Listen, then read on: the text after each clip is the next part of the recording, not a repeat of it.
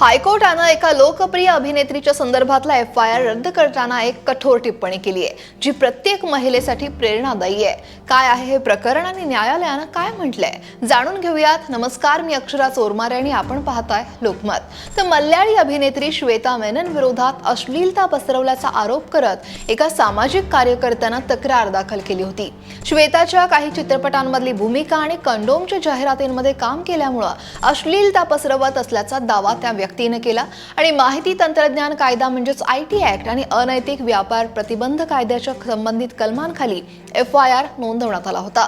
तक्रारदाराचा आरोप होता की श्वेतानं अश्लील चित्रपटांमध्ये आणि जाहिरातींमध्ये काम करून आर्थिक फायदा करून घेतला.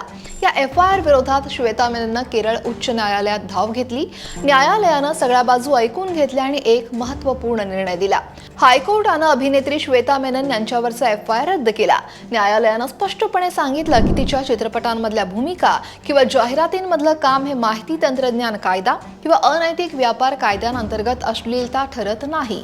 सोबतच कोर्टानं असंही म्हटलं की महिला सशक्तीकरण म्हणजे त्यांना संत बनवणं नाही, तर त्यांना माणूस म्हणून प्रत्येक हक्क दिला गेला पाहिजे.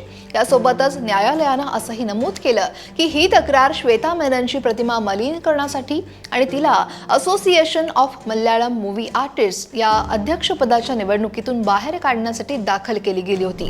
महिलांच्या विरोधात खोटे आणि बदनामीकारक आरोप लावून त्यांना त्रास देण्याच्या प्रवृत्तीला न्यायालयानं सणसणीत चपराक दिली आहे. महिलांना त्यांचं मत मांडण्याचा आणि सन्मानानं जगण्याचा पूर्ण अधिकार आहे आणि हे या निर्णयातून अधोरेखित झाल्याचं पाहायला मिळतंय.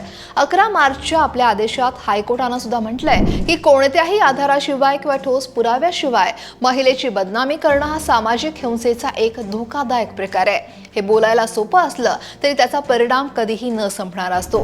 केरळ हायकोर्टाच्या या निर्णयाबद्दल तुमचं मत काय आहे? कमेंट नक्की करा आणि लोकमत सबस्क्राईब करायला विसरू नका.